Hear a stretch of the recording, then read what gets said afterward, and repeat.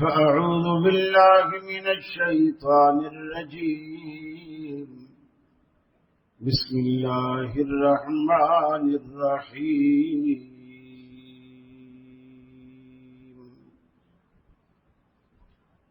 إن أول بيت وضع للناس للذي ببكة مباركا وهدى للعالمين فيه آيات بينات مقام إبراهيم ومن دخله كان آمنا ولله على الناس حج البيت من استطاع إليه سبيلا.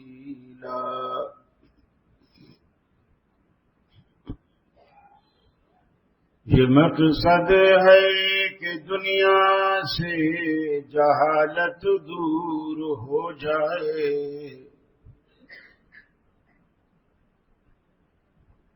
یہ مقصد ہے کہ دنیا سے جہالت دور ہو جائے، کلام اللہ سے مومن کا دل پر نور ہو جائے.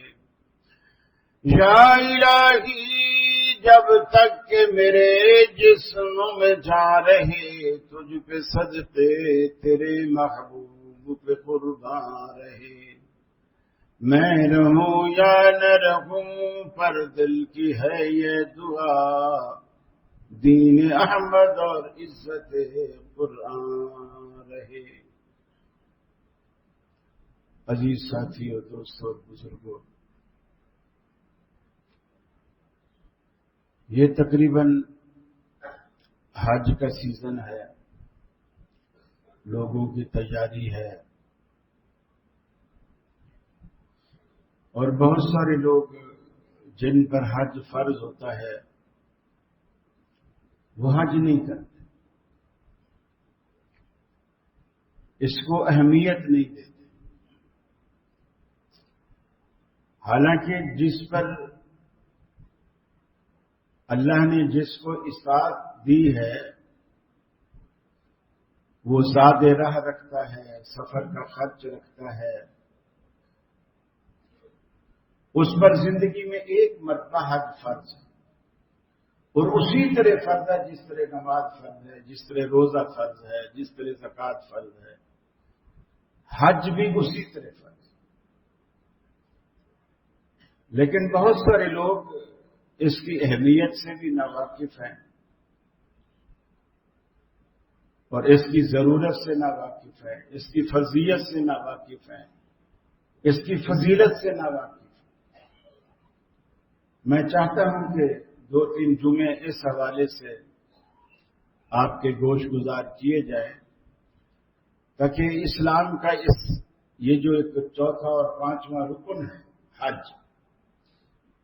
اس کی بھی اہمیت آپ کی نظر میں اسی طرح اجاگر ہو جس طرح دیگر ارکان کی ہے.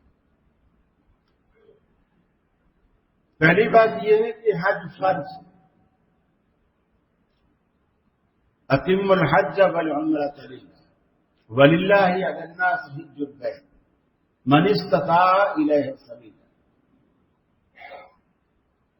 لوگوں پر اس گھر کا حج فرض ہے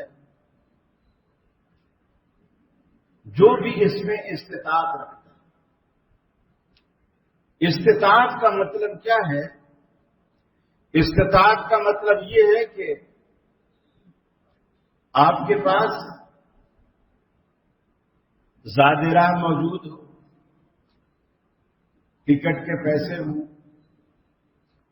پیچھے اگر گھر کے کچھ افراد موجود ہیں تو ان کو بھی خرچہ پانی دے کے جانے کی صلاحیت ہو، وہاں ہوٹل میں رہنے کی صلاحیت ہو، اور وہاں جو اتنا عرصہ رہیں گے اور کھانے پینے کی ضرورت پیش آئے گی وہ رقم بھی آپ کے پاس موجود ہو، آپ پر حج فرض. استطاعت اسی کو کہتے ہیں. زندگی میں ایک مرتبہ حج فرض، باقی جتنا بھی کریں گے وہ نفع. ایک مرتبہ فرض. اللہ تعالیٰ نے اس میں اپنی قدرت کے کئی عجائبات رکھے. شاہکار ہیں اللہ کی قدرت کی. مقام ابراہیم ہے، خود بیت اللہ ہے. بیت اللہ کے جو دروازہ ہے اس کی نیچے کی جو دہلیز ہے، اس دہلیز سے لے کر حجر اسود تک، یعنی آپ کا رخ جب بیت اللہ کے دروازے کی طرف ہوگا تو حجر اسود بائیں طرف آپ کو پڑے گا.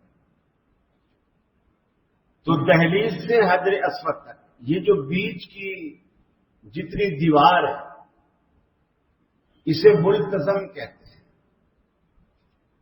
ملتزم اس لیے کہتے ہیں، اس ملتزم کا مطلب ہوتا ہے التزام کرنے کی جگہ، یعنی چمٹنے کی جگہ، چپکنے کی جگہ. رسول اکرم صلی اللہ علیہ وسلم اپنے دونوں ہاتھوں کو ایسے پھیلا لیتے تھے، ایک دروازے کی طرف اور ایک حجر اسود کی طرف، اور بیچ کی دیوار سے اپنا سینہ اور اپنے رخسار، کبھی یہ سائڈ کبھی یہ سائڈ، دیوار کے ساتھ لگاتے اور چمٹ جاتے. بالکل اس طرح کہ جس طرح کوئی بچھڑا ہوا محبوب آپ کو آج ملا ہو تو آپ اس کا کیسے استقبال کریں گے. وہ انداز ہاتھ پھیلا لیتے. ہاتھ اس لیے پھیلاتے، ایک تو یہ جفی ڈالنے کا انداز ہے، اور دوسرا ہاتھ اگر پھیلائیں گے نہیں تو سینہ آگے دیوار سے لگ نہیں سکے گا. ہاتھ پھیلانے کی حکمت یہ بھی تھی کہ بیچ میں سینے کے اور دیوار کے درمیان کوئی چیز رکاوٹ نہ بنے، تاکہ یہ اچھی طرح ٹچ ہو جائے بیت اللہ کی دیوار کے ساتھ. پھر آپ نے فرمایا یہ ایک ایسی جگہ ہے بندہ اللہ سے جو بھی مانگتا ہے اس جگہ پر، جو بھی مانگتا ہے یستجاب فی، اللہ یہاں اس جگہ اس کی دعا کو قبول کرتا ہے. بجائے اس کے کہ آپ وہاں جا کے خریداری میں، شاپنگ میں، مارکیٹوں میں وقت ضائع کریں. مارکیٹیں یہاں بھی ہیں. پہلے کسی زمانے میں وہاں چیزیں سستی ہوتی ہوں گی، جب ریال 3 روپے 4 روپے 5 روپے، پھر میں 96 میں گیا تھا جب 10 روپے کا ریال، جب چیزیں کچھ سستی ہوتی تھی. اب آپ کو چیزیں یہاں سے بھی مہنگی ملتی، اس لیے مارکیٹوں میں وقت ضائع کرنا بیکار. آپ جس مقصد کے لیے پیسہ لگا کے گئے وہ مقصد آپ حاصل کریں، اس مقصد کو پائیں. آپ نے فرمایا اگر کوئی بندہ حج کرتا ہے، چاہے وہ مرد ہو چاہے وہ عورت، اور وہ حج مبرور کرتا ہے. حج مبرور کوئی حج کی اقسام میں سے کوئی قسم نہیں ہے.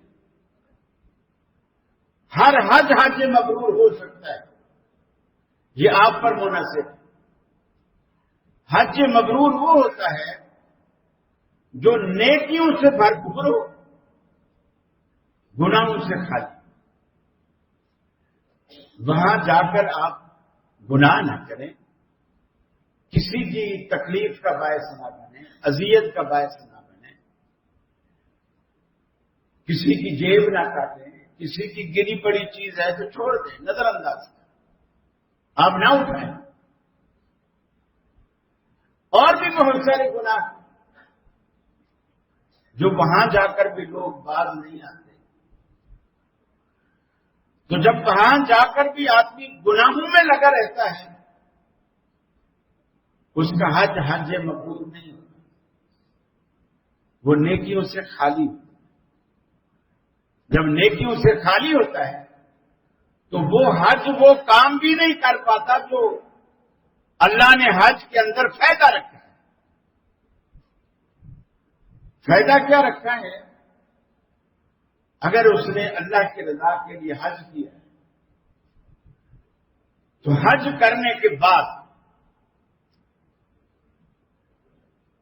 اس کی زندگی گناہوں سے ایسے پاک اور صاف ہو جاتی ہے جیسے وہ گناہوں سے پاک صاف اس دن تھا جس دن اس کی ماں نے اسے جنا تھا۔ یعنی جس دن وہ پیدا ہوا تھا اس کے دامن میں کوئی گناہ نہیں تھا، کوئی داغ دھبا نہیں تھا۔ حج کرنے کے بعد وہ گناہوں سے ایسے پاک صاف ہو جاتا، گویا وہ رب کو راضی کر دیتے۔ اکثر لوگ یہ بھی سوال کرتے ہیں کہ مجھے کیسے پتہ چلے میرا حج اللہ نے قبول کر لیا نہیں قبول کیا؟ آسان، یہ معاملہ بالکل آسان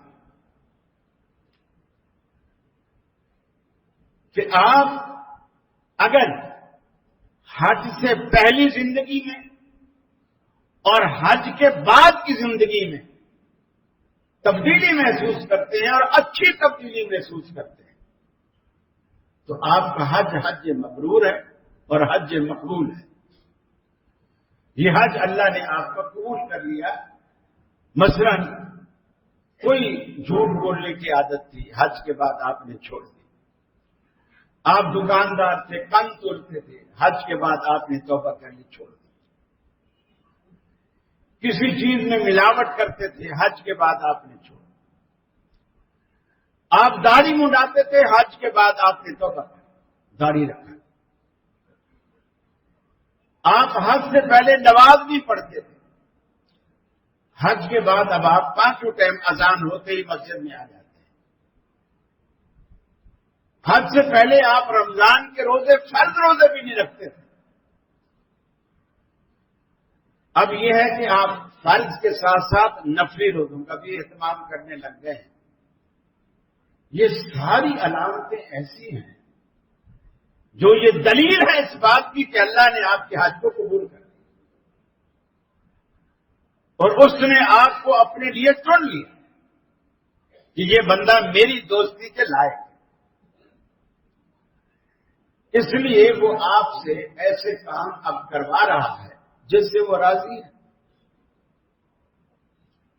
اور ایسے کاموں سے آپ کو بچا رہا ہے جس سے وہ ناراض ہوتا ہے۔ تو آپ کوشش کریں، اللہ نے اگر آپ کو استطاعت دی، اور یہ بھی یاد رکھیں اگر بندے کو استطاعت ہو اور وہ کسی کو حج بدل کے طور پر بھیج دے، وہ حج بدل نہیں ہوتا، یہ ذہن میں رکھیں۔ حج بدل صرف اس بندے کی طرف سے ہوتا ہے جو استطاعت رکھتا ہے لیکن جا نہیں سکتا، معذور ہے، کوئی اور عذر ہے، اس کو چلنے پھرنے سے قاصر ہے، اس کو فارغ ہے، اور کوئی ایسی پریشانی ہے جس سے وہ حج کر نہیں سکتا، حج فرض ہے۔ اب یہ اپنے عزیزوں میں سے یا کسی کو بھی جس نے پہلے سے حج کر رکھا ہو اس کو حج بدل کے طور پر بھیج سکتا ہے، لیکن اگر ہٹا گھٹا ہے، جا سکتا ہے، صرف اس لیے کہ جی کاروباری مصروفیات ہیں، وہ حج بدل کے طور پر کسی کو اگر بھیجے گا بھی تو وہ نہ حج ہوگا نہ حج بدل ہوگا، وہ کچھ بھی نہیں۔ یہ بالکل اس کو آپ سادہ سا مثال یوں سمجھیے، آپ کا بھائی ہے، کراچی میں رہتا ہے، کریم آباد میں رہتا ہے، نازم آباد میں رہتا ہے، گل شریف آباد میں رہتا ہے، اس کے بیٹے کی شادی، اس نے آپ کو نہ صرف یہ کہ دعوت نامہ بھیجا، پھر فون کیا، پھر خود آیا، آپ کو یاد دہانی کرا کے دیا کہ بھائی بھول نہیں جانا، کل آپ کے بھتیجے کی شادی ہے۔ لیکن جب نکاح ہوا اگلے دن آپ نے کچھ تحفے طائب دے کر اپنے ملازم کو، نوکر کو بھیج دیا۔ میرا خیال ہے ذرا سی بھی اگر اس بھائی کے اندر حمیت اور غیرت ہوگی نا، وہ اس نوکر کو انہی تحفوں کے ساتھ واپس دے دے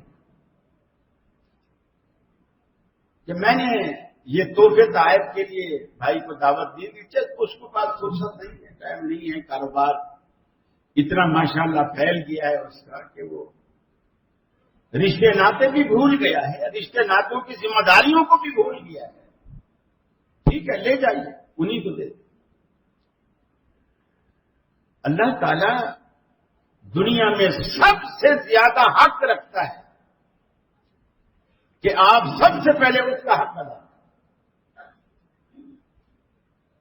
یہ اللہ کا سب سے پہلا حق ہے۔ فرمایا ان اول بیت وضع للناس للذی ببکۃ مبارکا، دنیا میں اس سرزمین پر اللہ رب العالمین کا سب سے پہلا گھر جو اللہ نے قائم کیا، جو لوگوں کے لیے قائم کیا گیا، مکہ شہر کے اندر بابرکت گھر، وہ مسجد حرام ہے، بیت اللہ ہے، جس کی تعمیر رب العالمین نے سیدنا ابراہیم علیہ الصلوۃ والسلام اور ان کے لفظ جگر حضرت اسماعیل علیہ الصلوۃ والسلام سے کرائی۔ قرآن کہتا ہے وَإِذْ يَرْفَعُ إِبْرَاهِيمُ الْقَوَاعِدَ مِنَ الْبَيْتِ وَإِسْمَاعِيلُ، وہ لمحہ یاد کرو جب حضرت ابراہیم علیہ الصلوۃ والسلام بیت اللہ کی بنیادیں کھڑی کر رہے تھے اور اسماعیل علیہ السلام بھی ان کی ہیلپ میں لگے ہوئے تھے۔ جب گھر کی تعمیر پوری کر دی، چھت تک مکمل کر دیا، رب العالمین سے مزدوری کے طور پر دعا کیا مانگی؟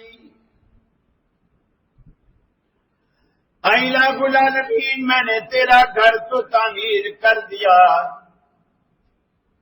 میری یہ بھی دعا ہے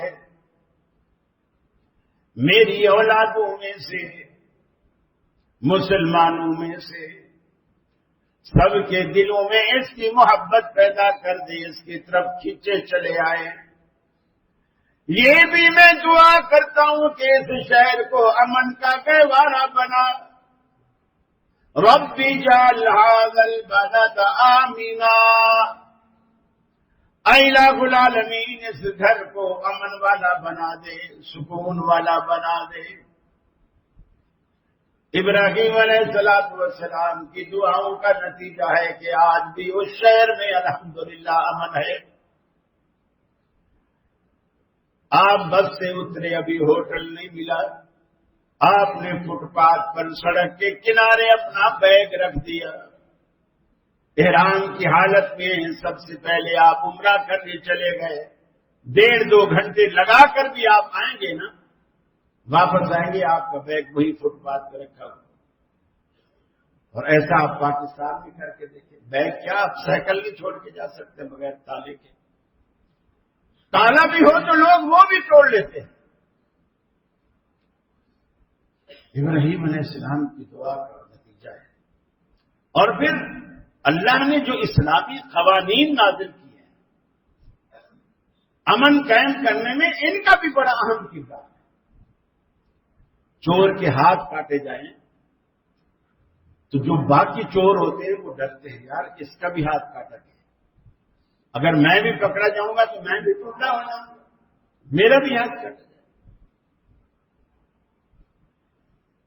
ولی خان نے، یہ جو پشاور کے تھے، پختون خان کے جو پارٹی کے سربراہ، ضیاء الحق کا دور جب آیا تو یہ آوازیں اٹھی کہ جی اسلامی قانون نافذ ہونا چاہیے، اسلامی قانون نافذ ہونا چاہیے۔ تو اس نے کہا تھا، اس نے کہا ٹھیک ہے کر لو، اگر آپ کو سارے پاکستان کو لنگڑا لولا ٹنڈا اپاہج بنانا ہے تو اسلامی قانون نافذ کرو۔ اس کا مقصد یہ تھا کہ جب اسلام آئے گا کسی کا پاؤں کٹے گا، کسی کے ہاتھ کٹیں گے، سارا پاکستان ننگلا لولا ہوگا۔ چوریاں کون نہیں کرتا؟ صاحب اقتدار بھی چوریاں کر رہے ہیں، ملازم بھی چوریاں کر رہے ہیں، بس کوئی چھوٹا ہاتھ مارتا ہے، کوئی بڑا ہاتھ مارتا ہے، اتنا فرق ہے۔ تو ابراہیم علیہ السلام کی دعا کا یہ ثمرہ تھا کہ مکہ آج تک الحمدللہ امن کا گہوارہ ہے۔ پھر اللہ تعالیٰ نے وہاں یہ بھی ایک شان رکھی ہے، آپ نے فرمایا دجال مکہ میں اور مدینہ میں دونوں شہروں میں دجال داخل نہیں۔ قرب قیامت پہ بھی جو دجال کی آمد کی علامات ہیں، اللہ تعالیٰ دونوں شہروں کی سرحدوں پر فرشتے مقرر کر دے گا جو دجال کو شہر میں داخل نہیں ہونے دیں۔ پھر آپ نے یہ بھی فرمایا، دیکھیے جس جگہ آپ کے نیکی کرنے سے نیکی بڑھ جاتی ہے، اجر بڑھ جاتا ہے، ثواب بڑھ جاتا ہے، وہاں اگر آپ گناہ کرتے ہیں تو گناہ بھی بڑھ جاتا ہے۔ یہ نہیں ہے کہ گناہ پاکستان اتنا رہتا ہے اور نیکیاں حرم والی ملتی ہیں، گناہ بھی اسی حساب سے بڑھ جاتا ہے کہ بدبخت تو اتنی مقدس جگہ پر آ کر بھی وہ عادت نہیں چھوڑ رہا، گناہ بھی بڑھ رہا۔ حالانکہ پاکستان میں اگر کوئی بدعت کرتا ہے، اللہ کے رسول نے بدعتی کی وعید تو کی ہے کہ جس نے بھی بدعت ایجاد کی وہ مردود ہے، اور یہ بھی کہا کہ کل محدثۃ بدعہ، ہر دین میں نیا کام بدعت ہے، کل بدعۃ ضلالہ، ہر ضلالت گمراہی ہے، بدعت گمراہی ہے اور ہر گمراہی انسان کو دوزخ میں لے جاتی ہے۔ لیکن مدینے میں اگر کوئی بدعت کرتا ہے، آپ نے دو باتیں سمجھی، مدینہ شہر کے اندر اگر کوئی بدعت کا ارتکاب کرتا ہے یا کسی بدعتی کو پناہ دیتا ہے، اپنے گھر میں ٹھہراتا ہے بدعتی، انسانی ناطے سے کہ بدعتی ہے تو کیا ہوا، انسان تو ہے نا۔ یہاں لوگ اکثر یہی فارمولے پیش کرتے ہیں، میاں مشرک ہے تو کیا ہوا، انسان تو ہے نا، بدعتی ہے تو کیا ہوا، انسان تو ہے نا۔ انسانیت وہاں جاگ آتی ہے۔ اللہ کے رسول نے فرمایا میرے شہر مدینے کے اندر اگر کوئی بدعت کرتا ہے او آوا محدثن، یا کسی بدعتی کو پناہ دیتا ہے، اپنے گھر میں ٹھہراتا ہے، اپنے دفتر میں رکھتا ہے، اس کو پناہ دیتا ہے، فلعنت اللہ ہے، اس پر اللہ کی لعنت ہے، بل ملائکۃ والناس اجمعین، اور فرشتوں کی اور دنیا بھر کے لوگوں کی اس پر لعنت، پناہ دینے والے پر بھی اور بدعت کرنے والے پر۔ لہذا جس جگہ پر اجر بڑھتے ہیں، مثلا بیت اللہ جہاں آپ ایک نماز پڑھتے ہیں، اللہ تعالیٰ قرآن مجید میں کہتا ہے من جاء بالحسنۃ فلہ عشر امثالها، ایک نماز پڑھتا ہے تو کم سے کم ہم اسے 10 نیکیاں ایک نیکی کے بدلے دیتے ہیں۔ لیکن اگر بیت اللہ میں پڑھتا ہے اللہ تعالیٰ اس کو 1,00,000 نماز کے برابر ثواب دیتا ہے ایک نماز، اور اگر مسجد نبوی میں پڑھتا ہے تو 1,000، اور اگر بیت المقدس میں پڑھتا ہے تو 500۔ یہ کچھ لوگ یہ بھی کہتے ہیں کہ جنہیں مسجد نبوی میں 50,000، ایسا کسی صحیح حدیث سے ثابت نہیں۔ صحیح حدیث سے یہی ہے کہ مسجد نبوی میں 1,000، بیت اللہ میں 1,00,000، یہ ثواب ہے اس جگہ۔ اور کہاں جا کر آپ بدعتیں نہ کریں۔ پاکستانی چھوٹتے پھر رہے ہوتے ہیں تو موقع لگے جالی کو چوم لینے کا، کم از کم ہاتھ لگا کے ہاتھ چہرے پہ، ان جالیوں میں کچھ نہیں رکھا، ان جالیوں میں کچھ نہیں رکھا۔ نہ رسول اللہ صلی اللہ علیہ وسلم کے وقت میں یہ جالیاں تھیں، نہ آپ اس وقت کچا کمرہ تھا، وہ اب بھی ہے، اندر ہے، یہ تو بہت دور ہے، بہت بات کی تھی اورنگزیب کے دور کی، بہت بات کی گرلیں لگائی گئی۔ اب آپ وہاں یہ بدعت کا ارتکاب کرتے ہیں، چوما چاٹی یہ وہ، اسی لیے اللہ تعالیٰ نے وہاں لوگ ایسے مقرر کیے ہوئے ہیں جو ڈنڈے لے کے کریں. آپ نے ذرا سا سر جھکایا چومنے کے لیے، اس کے اوپر ڈنڈا مار. پھر لوگ کہتے ہیں توبہ توبہ، یہاں بھی وہابی آ گئے. یہ وہابی نہیں آ گئے، اللہ نے حفاظت کر رکھی ہے ان مقدس شہروں کی کہ یہاں شرک بھی نہ ہو، یہاں کفر نہ ہو اور یہاں بدعت نہ ہو. پھر اللہ نے کئی حوالوں سے مکے کو، مدینے کو کئی حوالوں سے اللہ تعالیٰ نے فضیلت دی. فرمایا لا اقسم بهذا البلد، اے محبوب قسم ہے مجھے اس شہر کی، اس امن والے شہر کی، شہر مکہ کی مجھے قسم ہے. کس بات پر؟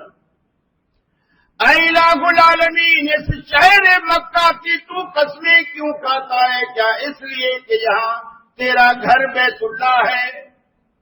فرمایا نہیں. کیا اس لیے کہ یہاں آب زمزم ہے؟ فرمایا نہیں. کیا اس لیے کہ یہاں مقام ابراہیم ہے؟ فرمایا نہیں. کیا اس لیے کہ یہاں مینا اور عرفات ہیں؟ فرمایا نہیں. پھر الہ العالمین تو شہر مکہ کی قسمیں کیوں کھاتا ہے؟ فرمایا وَأَنْتَ حِلٌّ بِهَذَا الْبَلَدِ، مکہ کی قسمیں اس لیے کھاتا ہوں کہ مکہ کی سرزمین کو تیری قدم بوسی کا شرف حاصل ہے. آمنہ کے لال مکہ شہر میں بچپن، لڑکپن، جوانی، پھر آپ کے نبوت کا تاج سر پہ سجائے جانے تک آپ نے ساری عمر مکہ میں گزاری. مکہ کی قسمیں رب العالمین اس لیے کھاتا ہے، مکہ کی سرزمین کو نبی مکرم کی قدم بوسی کا شرف حاصل ہے. وَأَنْتَ حِلٌّ بِهَذَا الْبَلَدِ، اس لیے کہ تو اس شہر میں چلتا ہے، تو اس شہر میں پھرتا ہے. کئی حوالوں سے اللہ رب العالمین نے لہذا آپ کو یہ جستجو کرنی چاہیے. مکے کی زیارت کی، مدینے کی زیارت کی، مسجد نبوی کی زیارت کی، آپ کو یہ جستجو کرنی چاہیے اور وہاں جا کے خرافات سے نہیں بچنا چاہیے. پہلے سے علماء سے، مواحدین سے یہ پوچھ کے جانا چاہیے کہ میں وہاں جاؤں دعا کون سی کروں، دعا کون سی کروں. بعض لوگ وہاں مدینے میں بیٹھ کر دعائیں مانگ رہے تھے، یا اللہ مجھے اس در کا کتا بنا. اب تجھے لاکھوں روپے بھر کے یہاں آیا ہے یہ دعا کرنے کے لیے کہ تو یہاں سے کتا بن کے واپس جائے. بھلے وہ مدینے کا کتا ناپاک ہے، چاہے وہ مکے کا ہو، چاہے مدینے کا، چاہے پاکستان. کتا تو پاک نہیں ہوتا، نجس، اس کا جھوٹا بھی ناپاک. آپ کے کپڑوں سے ٹچ ہو تو آپ کے کپڑے بھی ناپاک. آپ ہاتھ پھیریں تو آپ کے ہاتھ ناپاک. آپ اس کی کھال سے کچھ بنا نہیں سکتے، نہ کوئی جائے نماز، نہ کوئی بشکیز، آپ کو رنگ بھی دے تو بھی ناپاک. یہ نجس العین ہے دونوں جگہ، کتا بھی اور خنزیر بھی. تو آپ جب لاکھوں روپے لگا کے جاتے ہیں تو یہ سوچ کر جائیں کہ آپ کیوں جا رہے ہیں. اپنے ضمیر سے سوال کریں کہ آپ جا کیوں رہے. اور اگر آپ کا ضمیر کہے کہ میری زندگی سیاہکاریوں سے بھر چکی ہے، میں انہیں دھونے جا رہا ہوں، تو پھر دھونے کا ایک طریقہ ہے کہ علماء سے پوچھیں یہ کیسے دھلیں گی، یہ کیسے صاف ہوں. آپ ہلکا پھلکا ہو کر وہاں سے آئے. یہ نہیں کہ شیو بنانے کے لیے بلیڈ بھی مدینے سے خرید کے لائے، نہیں، آپ ہلکے پھلکے ہو. یہ سارے پاکستانی گناہ وہیں چھوڑ کے ہیں، دفن کر کے ہیں. جب شیطان کو کنکریاں مار رہے ہوں تو آپ کے دل و دماغ میں یہ بھی تصور ہو کہ اس شیطان کی وجہ سے جو میں نے گناہ کیے تھے وہ بھی سارے اسی کو دے کے جا رہا، سارے اسی کو واپس کر رہا. تیری امانت تھی میرے پاس، میں نے آ کے تجھے تیرے حوالے کر. وہاں سے بالکل ایک سچا مسلمان بن کر آپ واپس آئے. اللہ کے رسول نے کیوں فرمایا کہ جب ایک حاجی یا عمرہ زائر عمرہ کر کے آتا ہے اور آپ کی اس سے پہلی ملاقات ہوتی ہے تو آپ نے فرمایا اس کی دعا اللہ قبول کرتا ہے، اس لیے اس سے تو دعا کرا اپنے لیے اپنے لیے دعا کرا، اس لیے کہ اللہ اس کی دعا کو قبول کرے۔ کیوں؟ کہ وہ اپنے گناہوں سے توبہ کر کے معافی مانگ کے بالکل پادشاہ بن کر اللہ کو خوش کر کے آیا ہے۔ اللہ اسے اتنا راضی ہے، اب یہ اللہ سے کچھ بھی مانگے گا اللہ تعالیٰ اسے عطا کرے۔ تو آپ یہ سوچ کر اللہ رب العالمین کا جو حج آپ پر فرض ہے، اس فریضے کو آپ اسی طرح ادا کریں کہ اللہ تعالیٰ نے آپ پر حج کو فرض کیا ہے۔ اور پھر نبی کریم صلی اللہ علیہ وسلم نے یہ بھی فرمایا، بہت ساری جگہیں ہیں، وہاں عرفات ہے، یہ وہ جگہ ہے جو حضرت آدم علیہ السلام جہاں آ کے انہوں نے اللہ سے دعا کی، رو رو کے دعا کی، اور اللہ تعالیٰ نے ان کی دعا کو قبول کیا۔ تب جب یہ جنت سے نکالے گئے تھے اور یہ بھٹک رہے تھے، حضرت حوا بھی حضرت آدم الگ الگ جگہوں پہ اتارے گئے، اور الگ الگ جگہوں پہ آنے کے بعد اللہ سے رو رو کے، دنیا میں کوئی ہے ہی نہیں، نہ کوئی کھیتی باڑی ہے، نہ کوئی انسان ہے، سب وہ پہلے انسان ہے۔ جنت میں تو نسل بڑی نہیں تھی، نسل آ کے بڑی دنیا میں۔ پھر اللہ تعالیٰ نے ان کی دعا کو قبول کیا اسی میدان عرفات۔ تو آج بھی اللہ تعالیٰ اسی میدان کو قبولیت کی جگہ بنائے ہوئے ہیں۔ جب حاجی حدیث میں آتا ہے، جب حاجی سچے دل سے، اس کے دل میں شرک نہ، بدعت، یہ جو ہم بار بار شرک اور بدعت کہتے ہیں، یہ ایسا زہر ہے جو آپ کی نمازوں کو، روزوں کو، حج کو، عمرے کو، زکوٰۃ کو، صدقات کو، خیرات کو، دعاؤں کو، ہر چیز کو برباد کر دیں۔ یہ دونوں ایسے زہر، ایک شرک اور ایک بدعت۔ میں نے پچھلے جمعہ آپ سے عرض کیا تھا کہ امام ابن جوزی رحمۃ اللہ علیہ فرماتے ہیں کہ شیطان سب سے پہلے 2 حربے استعمال کرتا ہے، اگر اس میں کامیاب ہو جاتا ہے اچھی بات، پھر اسے کسی نیکی سے نہیں روکتا۔ پہلا داؤ لگاتا ہے کہ یہ شرک پر آ جائے، جب اسے شرک کرا لیتا ہے پھر نہ اس کو نماز سے روکتا ہے، نہ روزے سے روکتا ہے، نہ حج سے۔ اب کہتے ہیں بیٹا کرے جا، کرے گا، کیونکہ اب تجھے اس کا اجر ملنا نہیں ہے، میں نے تیری گاڑی کا رخ ایسا بدل دیا ہے کہ یہ کبھی جنت کے دروازے پر جا ہی نہیں سکتے، تجھے روکنے کا کوئی فائدہ ہے۔ اور دوسرا بدعت، اسے اگر شرک پر نہیں آتا تو بدعت پہ لگا دیتا ہے کہ یہ اب کرے جا، بڑا اچھا کام ہے۔ ایسے مولوی صاحب کا کہتے ہیں کھانے پہ قرآن نہ پڑھو، فلاں جگہ قرآن نہ پڑھو، قبر پہ اذان نہ دو۔ بھلا یہ کوئی برے کام ہے؟ اذان دینا تو اچھی بات ہے، کھانے پر قرآن پڑھ لیا تو برکت ہی ہوگی نا، یہ تو مولوی خام خواہ ہو کریں، بس اس کو بدعت پہ لگا دیتا ہے۔ اب بدعت پہ لگانے کے بعد اسے کسی نیکی سے نہیں روکتا، اسے کہتا ہے جو مرضی کر، اب تیری یہ گاڑی جنت کے دروازے پر جا ہی نہیں سکتی، اس لیے کہ میں نے پٹری کا رخ ہی چینج کر۔ شرک اور بدعت یہ دونوں ایسی چیزیں ہیں جب شیطان اس پر لگا دیتا ہے پھر نیکی سے نہیں روکتا۔ اور یہ بھی چیز میں آپ کو بتا دوں، یہ جو اکثر لوگ سوال کرتے ہیں کہ میاں اہل حدیثوں کی توحید ٹھیک ہے، سنت کے مطابق پھر یہ عمل کیوں کم کرتے ہیں؟ عمل کیوں کم کرتے ہیں؟ وتر پڑھیں گے تو ایک، نماز پڑھیں گے تو فرض پڑھ کے بھاگ جائیں گے، سنتے یہ نہیں پڑھیں گے۔ یعنی سب سے شارٹ کٹ کم ترین عمل ہے حدیثوں کے پاس۔ اس کی بنیادی وجہ یہ ہے، پڑھنا چاہیے، کرنا چاہیے، لیکن شیطان انہیں کیوں روکتا ہے؟ شیطان کو پتہ ہے اس کا عقیدہ صحیح ہے، عمل سنت کے مطابق، اب یہ جو بھی عمل کرے گا اسے اجر ملے گا، لہذا اس کو نیکی سے روکو، عمل سے روکو۔ شیطان ہمیں عمل سے روکتا ہے اس لیے کہ وہ جانتا ہے اس کے عمل کا اس کو فائدہ ہے۔ آپ کو 8 رکعتیں تراویح بھی نہیں پڑھنے دے گا اور دوسروں کو 20 سے بھی نہیں روکے گا، یہ فرق ہے۔ آپ کو 8 بھی نہیں پڑھنے دے گا، دوسرے کو 20 سے بھی نہیں روکے گا۔ کیوں نہیں روکے گا؟ کہ اب تو 20 پڑھ یا 40 پڑھ، تجھے ملنا تو کچھ چاہیے۔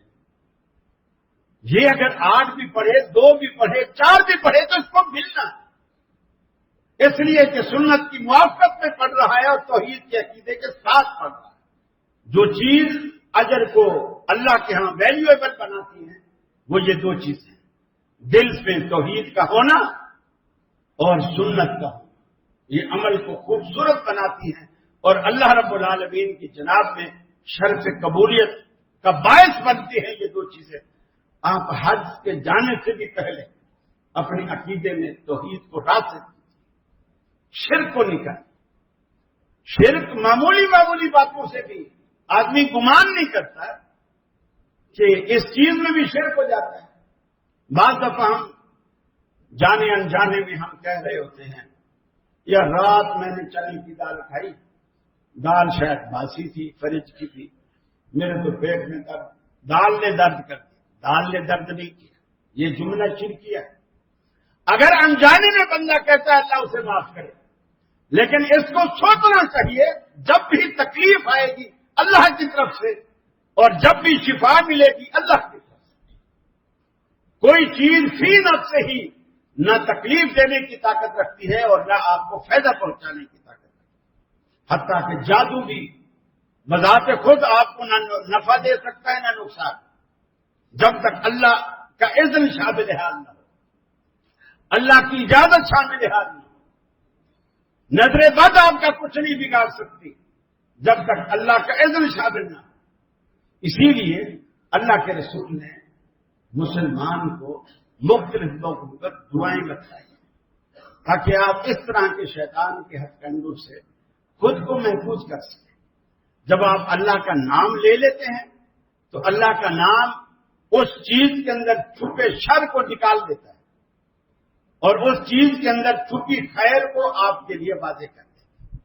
یہ اللہ کے نام میں یہ برکت ہے۔